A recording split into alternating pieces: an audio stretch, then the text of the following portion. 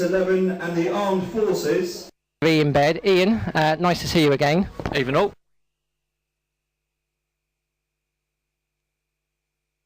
Seat here, in bed. Ian, nice to see you again. Even all. Ian, what are you expecting tonight, Woking? Some people are calling them the favourites for the title. Yeah, well, they are favourites for the title, I think. They had a very, very good result against Sutton on the first day of the season. They had a fortuitous result against Hampton, I think a penalty in the 86th minute, and they drew at home on Saturday. So we know what they're all about. You know, if you look at their playing staff, they've got some very, very good players, some experienced players who've been round the block at this level and above. And you know, with Gary's track record, we know what they're all about. I haven't obviously caught up with you since last time here at the Lake.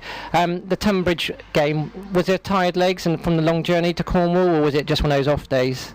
No, I felt that we were on the back of a very, very poor couple of decisions from the referee.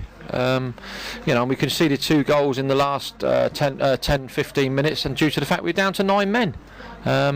So, although disappointing, although a bad result, I'm expecting our lads to bounce back tonight. And how's the team looking going into this game? We brought in Henrik Bieber from Bramer, from Aldershot, who's a 19-year-old lad, plays for Norway under 20s.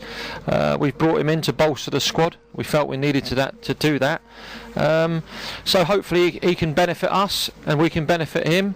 And pretty much we got the same size we did on Saturday. I've changed it with Richard Gillespie going back into his more familiar role as centre forward, and Jamie Slabber coming on the left hand side. So hopefully we'll get a little bit out of Gilly tonight. And from the Tunbridge game, did you have anything that gave you a glimmer of hope? Did you see anything you liked? It was difficult because we conceded an innocuous penalty after 17 minutes, and then Jamie Brown was sent off after 30 minutes. So it's difficult to see anything, but the lads kept going on a very, very warm afternoon, and they take credit from that. You know, as I said to you before, we've got some good solid pros here. You know, if we were sat here having this conversation and we'd been absolutely trounced in all 3 games, then I would be very, very concerned. I'm concerned that we haven't won, I'm concerned we haven't got a result, but I'm no way disheartened. And today's game's going to be one tough yardstick again, isn't it? It will be one tough game, as I said to you, against a very good side of experienced players at this level and above. Brilliant, Ian. I'll catch you afterwards. Thanks, Josh. Cheers, mate. Thank you. Ben Wilson coming up. Thanks very much. Josh Kingsley with Andrew White. Andrew, welcome to Eastleigh. I haven't had a chance to catch up with you. How are you enjoying your time here? I'm liking it a lot. All the boys are easy to get on with, and I'm enjoying my football here. So. Well, where are you originally based? I'm from London. Is that an Arsenal or Tottenham fan then? No, Arsenal. Arsenal? Yeah, Arsenal, yeah. All right, yeah. Sad times here at the moment. I know that's not very good. I don't. To be fair, it's going to be good if we finish in the top 10 this year. But, yeah. So do you see yourself as a bit of an Henri then? To be fair, I've been told I play like him a couple of times, so, yeah. And tonight, how did you feel you went tonight? I did okay tonight. Didn't get enough crosses in as I wanted to, but yeah, I thought I'd done okay. Worked hard for the team, so yeah. They're one of the title favourites this season in our league, and can you see that reason why now? Yeah, they're strong. Like, they do their jobs, and they're up top. They've got some quick players, so I can see why. And what did you make of Eastleigh's battling performance tonight compared to the other 3 games? Everyone just knew their jobs. Everyone just in the change room before. Everyone said just sit together, work hard, and then we'll come away with something tonight. So yeah. Was it a case of building yourself up from the other results, or was it a case that that you've showed some promise in those games? We couldn't do any more in the games. The only one we could be was bad in the Tunbridge Angels one, but the other 2 was alright, but we just got unlucky. So we just come into this game doing the same. And you've scored for the only goal so far in the Eastleigh campaign. How does that feel? It feels alright, but obviously it's better if I don't score, but the team wins. I don't mind unless the team wins. And what do you, as a player, set yourself a target for the season? How many goals you'd like to get? Yeah, this year I've set myself for 12 to 15 goals this season. So I will be hitting that target. So you're hoping to beat the Jamie Slabber, are you? Why? What did he get last year? I think he got 24 or 25. Did he? So, yeah. I'll try and, yeah. Yeah. That's why we want a bit of competition. And down here on the south coast, the living, have you enjoyed it? I haven't really been out much, but when I've been out, it's been okay. Yeah. All right, well, thank you for talking to us, and no doubt when we do our Man of the Match interviews, we'll grab you in the future, I hope. Yeah, cheers. Thanks. Thanks very much, Andrew White.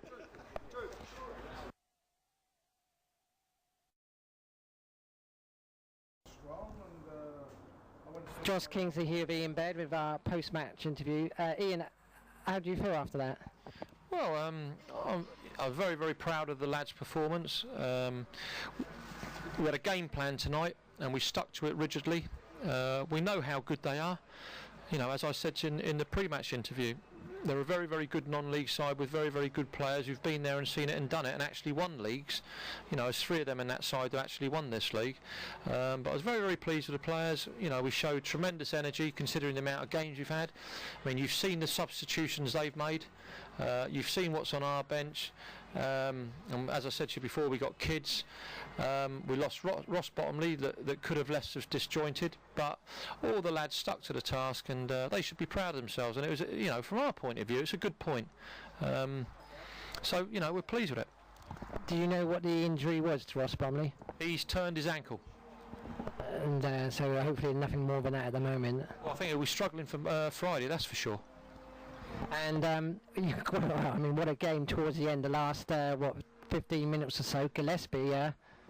It's sort of, you know, the last 10 minutes game. It's like most games, isn't it? That you know, it's a zippy pitch. It's a perfect night for football. It is end to end.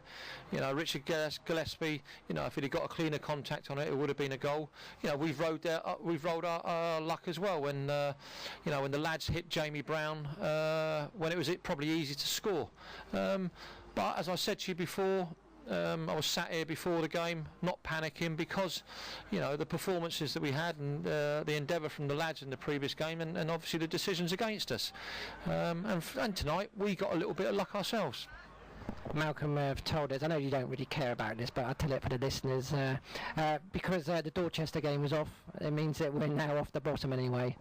Oh, well, that's good. You know, there is a God, I suppose, but, you know, I think you know, the lads, they more than deserved what we got tonight, and you know, we'll enjoy it, and then we'll regroup and we'll go again Friday. But I think we picked up 1 or 2 knocks, that's for sure. Of course, yes, and Dorchester will be a little bit fresher, won't they, after that? Well, they will be, but, you know, the games come thick and fast and we've got to get on with it. So, in a nutshell, good night in the office, really, wasn't it? Good night in the office, pleased with the players, they should be very, very proud with themselves, and we got our game plan right. Sam Wilson would have been special at the end, wouldn't he? It would have been nice for Sam, that's for sure, yeah. Thank you, Ian. Bye-bye.